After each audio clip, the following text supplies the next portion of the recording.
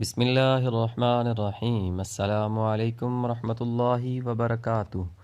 تمام تعریفیں اللہ تعالیٰ کے لیے، بے شمار درود و سلام حضرت محمد صلی اللہ علیہ وآلہ وسلم پر۔ ناظرین، آپ دیکھ رہے ہیں یوٹیوب چینل پاکستانی تجھے سلام۔ امید کرتے ہیں آپ سب حضرات خیریت سے ہوں گے۔ جن حضرات نے چینل سبسکرائب نہیں کیا ان سے درخواست، چینل کو سبسکرائب کیجئے اور بیل آئیکن پریس کیجئے۔ ناظرین، آج کی ویڈیو میں ہم آپ کو ایک سبق آموز کہانی سنانے جا رہے ہیں۔ کہانی کچھ یوں ہے۔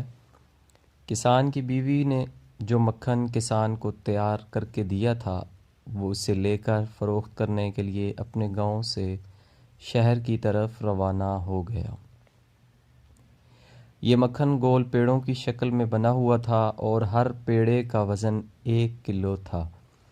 شہر میں کسان نے اس مکھن کو حسب معمول ایک دکاندار کے ہاتھوں فروخت کیا اور دکاندار سے چائے کی پتی، چینی، تیل اور صابن وغیرہ خرید کر واپس اپنے گاؤں کی طرف روانہ ہو گیا۔ کسان کے جانے کے بعد دکاندار نے مکھن کو فریزر میں رکھنا شروع کر دیا۔ اسے خیال گزرا کیوں نہ ایک پیڑے کا وزن کیا جائے۔ وزن کرنے پر پیڑا 900 گرام کا نکلا۔ حیرت اور صدمے سے دکاندار نے سارے پیڑے ایک ایک کر کے تول ڈالے، مگر کسان کے لائے ہوئے سب پیڑوں کا وزن ایک جیسا، یعنی کہ 900 گرام ہی تھا۔ اگلے ہفتے کسان حسب سابق مکھن لے کر جیسے ہی دکان کے تھڑے پر چڑھا، دکاندار نے کسان کو چلاتے ہوئے کہا کہ وہ دفع ہو جائے، کسی بے ایمان اور دھوکے باز شخص سے کاروبار کرنا اس کا دستور نہیں ہے۔ 900 گرام مکھن کو پورا 1 کلو گرام کہہ کر بیچنے والے شخص کی وہ شکل دیکھنا بھی گوارا نہیں کرتا۔ کسان نے افسردگی سے دکاندار سے کہا، میرے بھائی، مجھ سے بدظن نہ ہو، ہم تو غریب اور بیچارے لوگ ہیں، ہمارے پاس تولنے کے لیے باٹ خریدنے کی استطاعت نہیں۔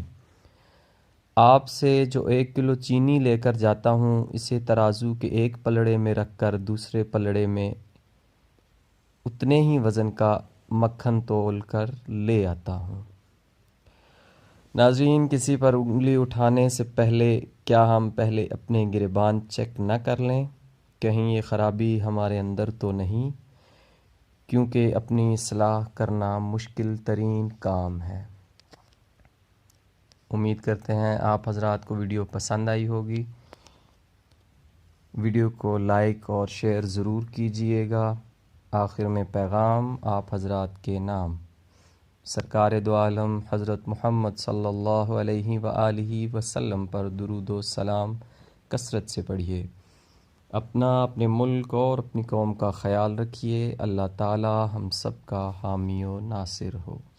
پاکستانی تجھے سلام۔